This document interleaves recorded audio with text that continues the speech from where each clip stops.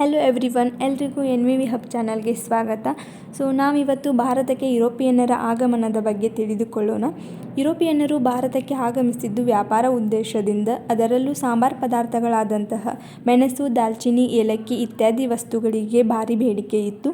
ಏಷ್ಯಾದ ಸರಕುಗಳನ್ನು ಅರಬ್ ವರ್ತಕರು ರೋಮನ್ ಸಾಮ್ರಾಜ್ಯದ ರಾಜಧಾನಿಯಾದಂತಹ ಕಾನ್ಸ್ಟಾಂಟಿನೋಪಲ್ ನಗರಕ್ಕೆ ತಲುಪಿಸುತ್ತಿದ್ದರು.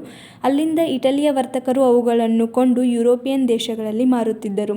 ಹೀಗಾಗಿ ಕಾನ್ಸ್ಟಾಂಟಿನೋಪಲ್ ಅನ್ನು ಅಂತಾರಾಷ್ಟ್ರೀಯ ಸರಕು ವಿನಿಮಯ ಕೇಂದ್ರ ಹಾಗೂ ಯುರೋಪಿನ ವ್ಯಾಪಾರ ಹೆಬ್ಬಾಗಿಲೆಂದು ಕರೆಯುತ್ತಿದ್ದರು. 1453ರಲ್ಲಿ ಅಟೋಮನ್ ಟರ್ಕರು ಕಾನ್ಸ್ಟಾಂಟಿನೋಪಲ್ ನಗರವನ್ನು ವಶಪಡಿಸಿಕೊಂಡರು. ನಂತರ ಅಲ್ಲಿನ ವ್ಯಾಪಾರದ ಮೇಲೆ ತೆರಿಗೆಯನ್ನು ಜಾಸ್ತಿ ಮಾಡಿದಾಗ ಯುರೋಪಿಯನ್ನರು ಜಲಮಾರ್ಗಗಳನ್ನು ಹುಡುಕಲು ಮುಂದಾದರು. ಲಿಸ್ಬನ್ನಿಂದ ಹೊರಟ ಪೋರ್ಚುಗಲ್ ನಾವಿಕ ವಾಸ್ಕೋ ಡಿ ಗಾಮನು 1498ರಲ್ಲಿ ಭಾರತದ ಕಲ್ಲಿಕೋಟೆ ಸಮೀಪದ ಕಾಪಡ್ಗೆ ಬಂದು ತಲುಪಿದ.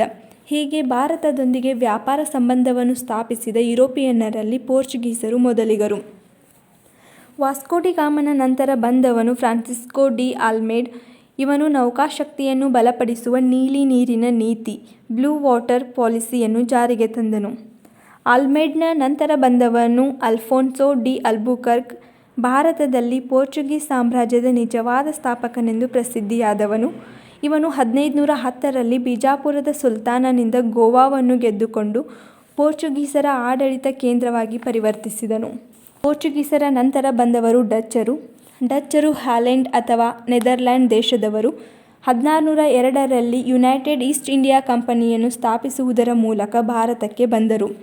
ಆದರೆ 1729ರಿಂದ 1758ರವರೆಗೆ ವೈನಾಡ್ ಸಂಸ್ಥಾನವನ್ನು ಆಳಿದ ಮಾರ್ತಾಂಡವರ್ಮನಿಂದ ಸೋತು ಅಪಾರ ಪ್ರಮಾಣದಲ್ಲಿ ನಷ್ಟವನ್ನು ಅನುಭವಿಸಿದರು. ಕೊನೆಗೆ 1753 ಆಗಸ್ಟ್ 15ರಂದು ನಡೆದ ಒಪ್ಪಂದದಲ್ಲಿ ಡಚ್ ಪಡೆಗಳು ತಮ್ಮ ಸಂಪೂರ್ಣ ಅಧಿಕಾರವನ್ನು ತಿರುವಾಂಕೂರಿಗೆ ಒಪ್ಪಿಸಿ ಶರಣಾದರು. ಡಚ್ಚರ ನಂತರ ಬಂದವರು ಇಂಗ್ಲಿಷರು ಅಥವಾ ಬ್ರಿಟಿಷರು. ಇಂಗ್ಲೆಂಡಿನ ಎಲಿಜಬೆತ್ ರಾಣಿಯು 1600 ಡಿಸೆಂಬರ್ 31ರಂದು ಬ್ರಿಟಿಷ್ ಈಸ್ಟ್ ಇಂಡಿಯಾ ಕಂಪನಿಗೆ ವ್ಯಾಪಾರ ನಡೆಸಲು 15 ವರ್ಷಗಳ ಪರವಾನಗಿಯನ್ನು ನೀಡಿದಳು. ಈ ಕಂಪನಿಯು 1613ರಲ್ಲಿ ವ್ಯಾಪಾರವನ್ನು ಆರಂಭಿಸಿತು. ಕಂಪನಿಗೆ ಮೊಘಲ ಸಾಮ್ರಾಟದ ಜಹಾಂಗೀರನು ಸೂರತ್ನಲ್ಲಿ ಮೊದಲ ಫ್ಯಾಕ್ಟರಿ ತೆರೆಯಲು ಅನುಮತಿಯನ್ನು ನೀಡಿದನು. 1617ರಲ್ಲಿ ಇಂಗ್ಲೆಂಡಿನ ರಾಜ 1ನೇ ಜೇಮ್ಸ್ನ ರಾಯಭಾರಿಯಾಗಿ ಜಹಾಂಗೀರನ ಆಸ್ಥಾನಕ್ಕೆ ಸರ್ ಥಾಮಸ್ ರೋ ಬಂದನು. ಇವನು ಜಹಾಂಗೀರನಿಂದ ಮೊಘಲ ಸಾಮ್ರಾಜ್ಯದ ಕೆಲವೆಡೆಗಳಲ್ಲಿ ಫ್ಯಾಕ್ಟರಿಗಳನ್ನು ಸ್ಥಾಪಿಸಲು ಅನುಮತಿ ನೀಡಿದನು. ಅದರಂತೆಯೇ ಇಂಗ್ಲಿಷರು ಆಗ್ರಾ, ಅಹಮದಾಬಾದ್ ಮತ್ತು ಬ್ರೋಚ್ಗಳಲ್ಲಿ ಫ್ಯಾಕ್ಟರಿಗಳನ್ನು ನಿರ್ಮಿಸಿದರು. ಇಂಗ್ಲಿಷರು 1639ರಲ್ಲಿ ಚಂದ್ರಗಿರಿಯ ರಾಜನಿಂದ ಮದ್ರಾಸ್ನಲ್ಲಿ ಭೂಮಿಯನ್ನು ಪಡೆದು ಸೇಂಟ್ ಜಾರ್ಜ್ ಫೋರ್ಟ್ ಎಂಬ ಬಲಿಷ್ಠ ಕೋಟೆಯನ್ನು ಕಟ್ಟಿದರು.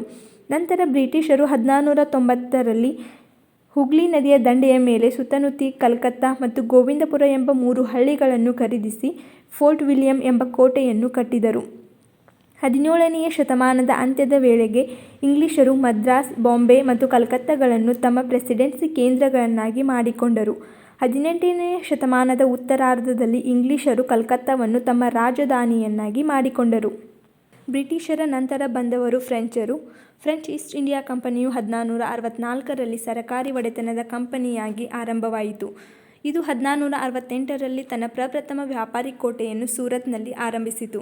ನಂತರ ಮಚಲಿಪಟ್ಟಣ, ಚಂದ್ರನಗರ, ಮಾಹೆ, ಕ್ಯಾರಕಲ್, ಕಾಸಿಂಬಂಜಾರ್, ಬಾಲಸೂರುಗಳನ್ನು ತಮ್ಮ ಕೇಂದ್ರಗಳಾಗಿ ಮಾಡಿಕೊಂಡರು.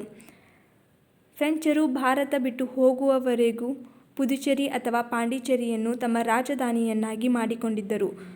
1746ರಲ್ಲಿ ಪಾಂಡಿಚೇರಿಯ ಗವರ್ನರ್ ಆಗಿ ಬಂದಂತಹ ಡೂಪ್ಲೆ ಎಂಬ ಅಧಿಕಾರಿಯು ದಕ್ಷಿಣ ಭಾರತದಲ್ಲಿ ಫ್ರೆಂಚರ ಆಧಿಪತ್ಯವನ್ನು ಸ್ಥಾಪಿಸಲು ಹವಣಿಸಿದನು. ಆದರೆ ಇಂಗ್ಲಿಷರೊಡನೆ ಸಂಘರ್ಷಕ್ಕಿಳಿದು ಕಾರ್ನಾಟಿಕ್ ಯುದ್ಧಗಳಿಗೆ ಕಾರಣವಾಯಿತು. ವಿಡಿಯೋ ಇಷ್ಟವಾದರೆ ಪ್ಲೀಸ್ ಸಬ್ಸ್ಕ್ರೈಬ್ ಆಗಿ ಹಾಗೂ ಶೇರ್ ಮಾಡಿ ಸಪೋರ್ಟ್ ಮಾಡಿ. Thank you.